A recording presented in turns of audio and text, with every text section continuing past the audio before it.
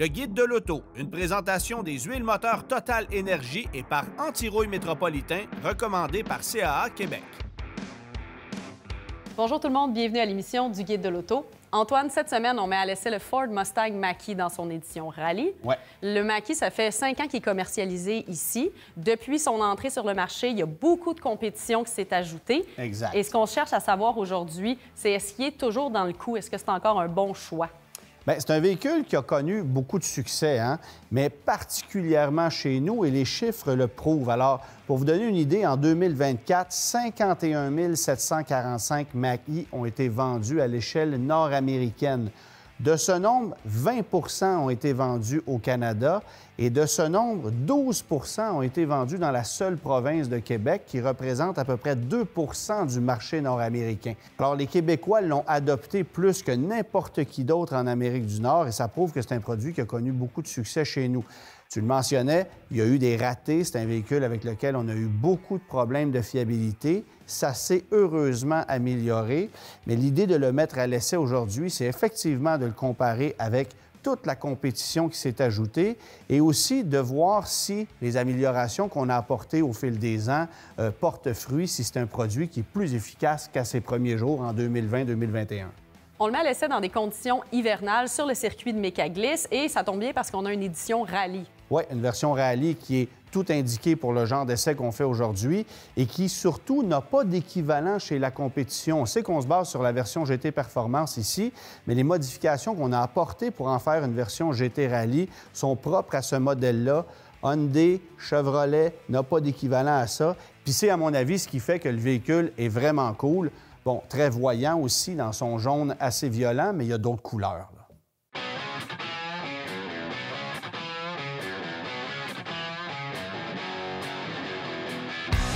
Le moins qu'on puisse dire, Kim, c'est qu'aujourd'hui, on va avoir beaucoup de plaisir ici sur le circuit de Mécaglisse avec le Mustang Mach-E GT Rallye.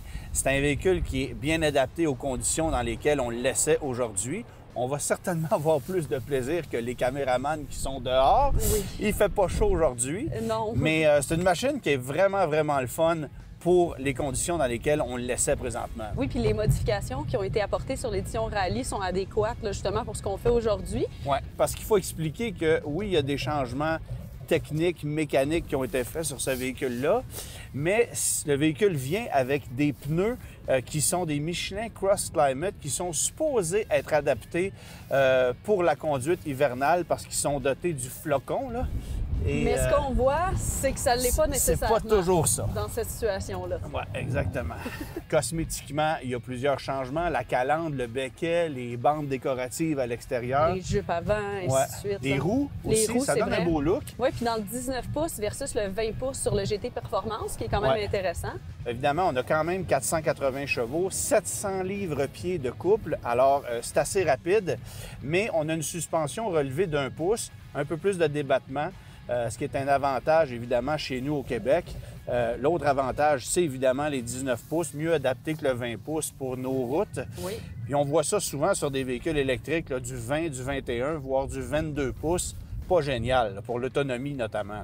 Oui, exact. On sacrifie beaucoup de confort puis d'autonomie juste pour le look. C'est pas l'idéal.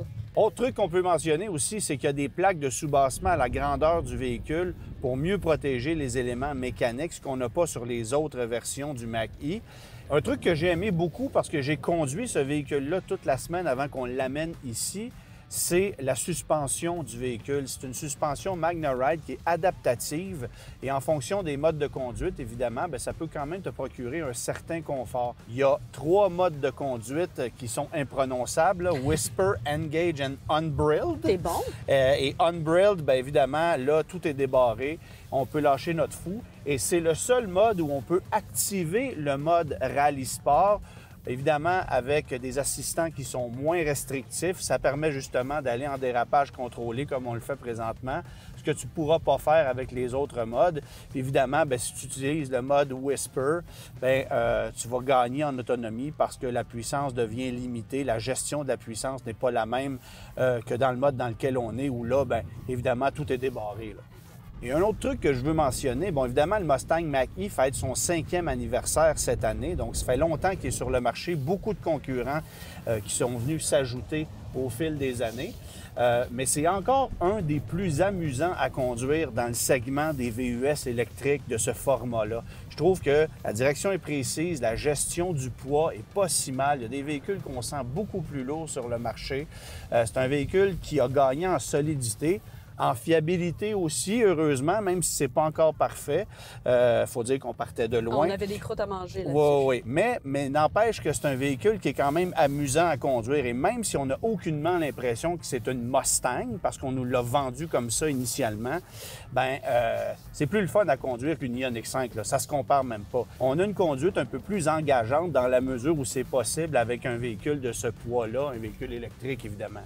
Évidemment qu'à partir des modèles 2024, l'autonomie s'est grandement améliorée. Donc, pour le modèle le plus efficace, on va parler d'environ 515 km d'autonomie. Ouais. Celui-là est à vocation performance, donc on en a un peu moins, évidemment, ce qui est très normal. Oui, un peu moins, mais c'est quand même 426. Au-dessus de 400, les gens adhèrent pas mal à ça. Évidemment que je pense à une Ioniq 5N où là, l'autonomie est sérieusement affectée, puis ça fait en sorte que c'est un véhicule qui devient moins polyvalent pour quelqu'un qui voudrait l'utiliser sur une base quotidienne. Mais dans le cas du Mach-E GT Rally ou même une version GT Performance à plus de 400 km, je considère que c'est plus que raisonnable compte tenu en plus du niveau de puissance et de performance qu'on a ici parce que 480 chevaux et 700 livres-pieds de couple, c'est quand même impressionnant. C'est une fusée en accélération, ce véhicule-là. Maintenant, il faut comprendre qu'en hiver, il y a un impact considérable. On a une thermopompe qui a été ajoutée sur les modèles 2024, donc ça amenuise l'impact du froid et ça donne un résultat qui est super efficace parce que tu vois, moi j'ai roulé avec toute la semaine, il faisait moins 10, moins 15 à l'extérieur, j'ai rechargé à l'extérieur, donc j'ai pas donné de chance. Puis malgré ça, j'ai fait à plusieurs reprises 280, 290 km au niveau de l'autonomie totale, ce qui veut dire que l'impact, c'est à peu près 35 % dans des conditions assez extrêmes. Moi, je juge que c'est très raisonnable, c'est plus efficace que par le passé, c'est même plus efficace que plusieurs autres véhicules du segment qui ont été lancés des années après le Mach-E. Donc, on s'est amélioré de ce côté-là. Et c'est peut-être la raison pour laquelle il y a des entreprises, voire même les corps policiers, qui adoptent de plus en plus les véhicules de ce genre-là. Donc, le Mustang Mach-E, le Chevrolet Blazer EV, qui de plus en plus sont transformés en véhicules de patrouille.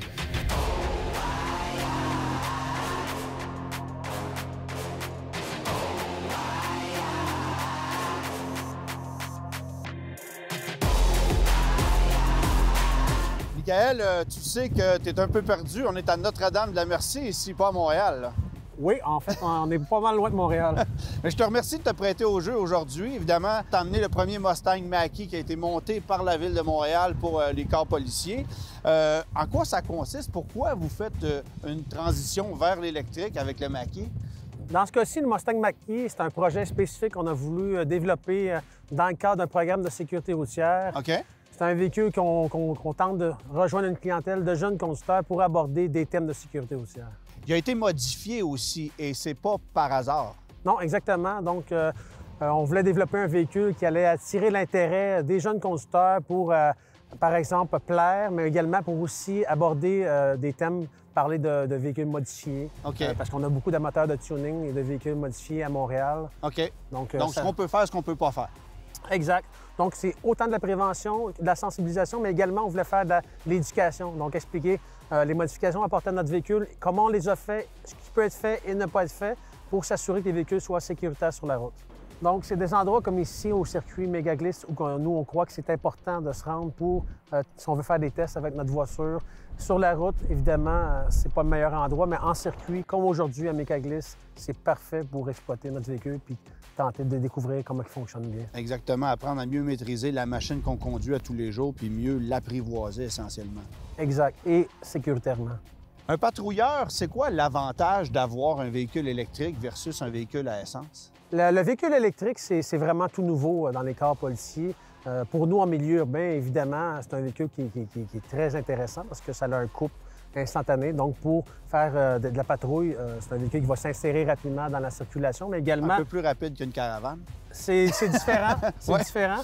Mais également, on va aller aussi plus loin, notamment sur les coûts d'utilisation d'un véhicule comme celui-là versus une voiture de patrouille standard. C'est complètement différent.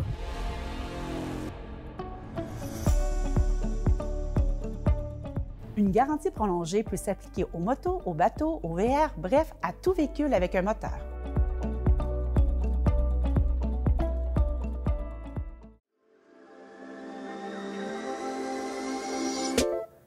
Savez-vous quelle huile est utilisée dans votre voiture? Eh oui, vous pouvez choisir celle qui convient le mieux à votre moteur. Une huile de haute qualité optimise les performances et prolonge sa durée de vie. Besoin d'un conseil? Parlez-en à votre mécanicien.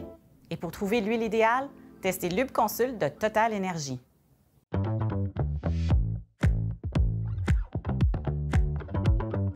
Oh, c'est là, Antoine, que tu devrais me dire, OK, virage à droite, virage à gauche, que tu devrais être ma poche de sable. Ouais, c'est pas le véhicule que je prendrais pour du vrai rallye. C'est pas une Escort Cosworth là, quand même. Bien qu'on l'ait modifié pour qu'elle soit un peu plus efficace, je pense que l'exercice consiste davantage à rentabiliser la dépense folle qui a été faite en recherche et développement pour le Mach-E que de réellement produire un véhicule de rallye. Là. OK, deux choses en partant. Je pense qu'on a effectivement voulu capitaliser sur cette espèce de rêve d'enfant de vouloir être pilote hors des fameux sentiers battus. Là. OK. Et surtout quand tu regardes sur Internet ou sur YouTube le modèle de la Mach-E Rally, bien, quand tu regardes ça, on la voit dans toutes sortes de conditions. Ouais. Sur du gravier, de la terre battue, du sable, sur de la neige, dans le bout. On a vraiment voulu mettre à rude épreuve, comme ça, les performances améliorées sur ce genre de surface-là de la Mach-E. Bien, c'est encore une façon de faire redécouvrir le produit qui est là depuis déjà 5 ans C'est quand vrai. même. Là. Absolument, puis tu as raison. Je pense qu'on a voulu essayer de rentabiliser tout ça, donner un nouveau souffle. Non seulement on a fait quelques changements physiques au véhicule, mais on a fait des changements logiciels qui permettent d'améliorer les performances. C'est pas poussé à l'extrême, Non. mais effectivement, tu as un mode rallye lorsque le véhicule est en mode on-brilled, qui est le plus permissif des 3 modes de conduite. C'est conçu pour la conduite, dit-on, sur gravier ou des surfaces meules. Ça permet de se pousser de la police aussi. Ah ouais? On l'a vu tantôt. Ouais. Il y a une réponse aussi plus linéaire, dit-on, de l'accélération et un amortissement plus agressif. Et là, je ne parle pas de tes paiements, mais bien de la suspension. Et c'est intéressant parce que, bon, si vous faites effectivement du hors-route, bonne chance pour essayer de, comme ça, naviguer à travers une tablette d'à peu près 15 pouces, une tablette à la verticale. Hein? On s'est inspiré d'une certaine voiture électrique aussi qui a popularisé la chose. Ouais. Et on a aussi pris ce qu'il y avait de plutôt ordinaire, c'est-à-dire une congestion totale au niveau de l'affichage. Regarde la quantité d'options à travers lesquelles tu peux naviguer. C'est infini. Ben, c'est parce que je trouve qu'il y a une surcharge ici qui n'est pas nécessaire et qui est probablement impossible à utiliser si vous êtes en train de rouler, là, parce que votre attention n'est pas sur la route. En même temps, la vérité, c'est que tu vas utiliser quoi, 1/5 des fonctions qu'il y a là-dedans sur une base quotidienne. Moi, je te dirais que c'est quand même un système bien fait. Je trouve que ce gros écran-là qui est juché en plein milieu de la planche de bord, c'est pas ce qu'il y a de plus esthétique, mais ça a le mérite d'être quand même assez fonctionnel. Puis si tu regardes le reste de l'habitacle, bien, c'est assez sobre aussi. Le seul gros changement, c'est au niveau des sièges avant. On a des sièges qui sont plus enveloppants, qui sont moulés au niveau des dossiers. Oui, parce qu'on a fait des virages brusques sur des surfaces meules. Exactement. Fait que, il y a un petit rappel au niveau du volant cosmétique par rapport au siège. Mais sinon, c'est rien d'extraordinairement sportif au niveau de l'habitacle par rapport aux autres versions du Mach-E. Et je te connais suffisamment pour savoir que tu dois apprécier la roulette physique qu'on retrouve comme ça dans le milieu, dans le bas de l'écran. D'autant plus que c'est pas mal la seule. Dans un univers où on enlève à peu près tous les boutons, je trouve que la bonne vieille roulette fait encore parfaitement le travail.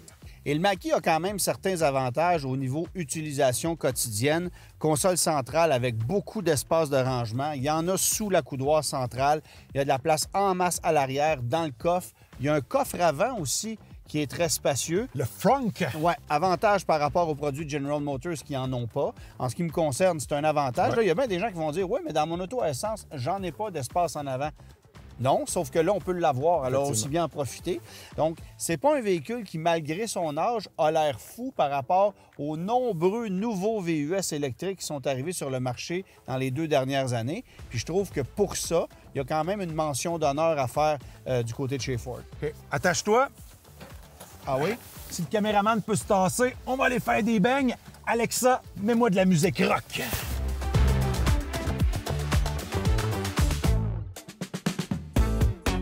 S'assurer pour une location d'auto à court terme.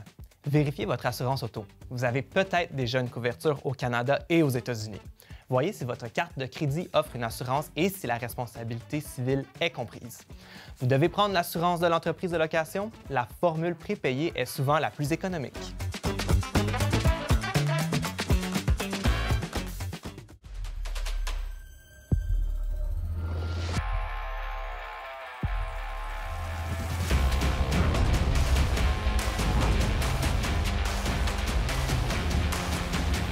Antoine, on a eu beaucoup de plaisir à tourner ces images-là. Bien sûr. Et on en profite aussi pour remercier le SPVM qui s'est prêté au jeu. C'était vraiment incroyable. Oui, la Ville de Montréal à Notre-Dame-de-la-Merci. Moi, j'ai trouvé ça fantastique. Mais si on revient à notre question initiale, est-ce que le Mach-E a encore sa place sur le marché?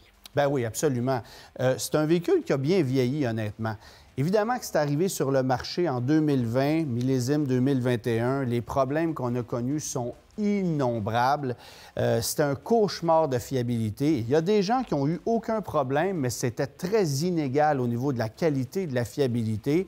Et je parierais pas un vieux d'eux sur le fait qu'aujourd'hui, on a réglé tous les problèmes. Cela étant dit, pour avoir conduit beaucoup de véhicules électriques qui ont été lancés au cours des dernières années par plusieurs autres constructeurs, le Mach-E demeure encore un de ceux qui sont parmi les plus agréables à conduire. Le look est intéressant.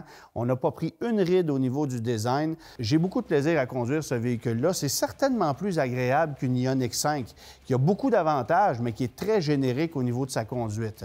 Après ça, est-ce que c'est un véhicule qui se distingue face à la compétition? Bien, de moins en moins, parce que, évidemment, beaucoup de joueurs sont arrivés sur le marché et chaque personne a des besoins spécifiques. Alors là, c'est de voir si l'aspect pratique du véhicule convient face à un autre produit comme le Blazer, par exemple, qui connaît beaucoup de succès. Quoiqu'en 2024, on a vendu 2 fois plus de Mustang Mach-E au Canada que de Chevrolet Blazer EV. Alors, c'est encore un produit qui connaît un succès intéressant, mais la question, est-ce que ça va être fiable sur le long terme? Ça demeure un coup de dé. Et ce qui m'inquiète un peu, c'est le fait qu'après 5 ans, Ford n'ait pas choisi d'utiliser cette technologie-là pour un autre véhicule de la grande famille Ford Lincoln. C'est une plateforme unique au Mustang Mach-E et j'ai pas nécessairement l'impression qu'on va l'exploiter ailleurs. Alors ça, c'est pas bon signe. Bien justement, le fait qu'on utilise cette plateforme-là seulement pour le Mach-E, est-ce que ça peut justifier la perte monétaire sur chacun des modèles que subit Ford? Bien absolument, tu soulèves un bon point parce qu'évidemment, chez General Motors, la plateforme Ultium est utilisée à plus d'une dizaine de véhicules aujourd'hui. On va continuer de multiplier l'exercice. C'est la même chose avec la plateforme EGMP, Hyundai, Kia, Genesis, alors que chez Ford, comme tu le dis, c'est une plateforme unique. Ça coûte extrêmement cher en recherche et développement pour un seul modèle. Alors, ça fait partie de la réponse, mais évidemment, tous les problèmes qu'on a connus aussi expliquent pourquoi on a perdu énormément d'argent. Là, après ça, évidemment que c'est un véhicule qui se vendait plus cher lorsqu'il est arrivé sur le marché. On a baissé les prix, on s'est ajusté face à la compétition. Là, les crédits sont disparus, mais la version GT Rally qu'on essaie aujourd'hui, c'est quand même pas donné. Avec les frais de transport, préparation, frais de concessionnaire, on est à un peu plus de 78 000 $ et au moment d'enregistrer, Ford offrait un rabais de 6 500 $ sur le véhicule. Donc, ça ramène la facture à 72 000 $, excluant tout type de crédit qui pourrait s'appliquer, parce qu'évidemment, on ne sait jamais ce qui va arriver. Mais c'est un véhicule qui coûte quand même encore assez cher. On peut s'en sortir à prix un peu plus raisonnable avec une version, évidemment, qui n'est pas au sommet de la gamme. Alors, je pense qu'on a été capable de se mettre au diapason en matière de prix. On n'est pas parmi les plus agressifs, les plus compétitifs, mais on a une gamme extrêmement large et une offre qui tient la route plus que jamais parce qu'on a un produit qui est quand même plus sérieux que lorsqu'on l'a lancé en 2020. Là. En terminant, dans le guide de l'auto, Louis-Philippe soulève encore une fois la question, est-ce que c'est une Mustang? Évidemment qu'on a encore le cheval qui se trouve sur la calandre, sur la partie arrière, sur le volant, mais il n'y a aucune inscription Mustang nulle part sur ce véhicule-là.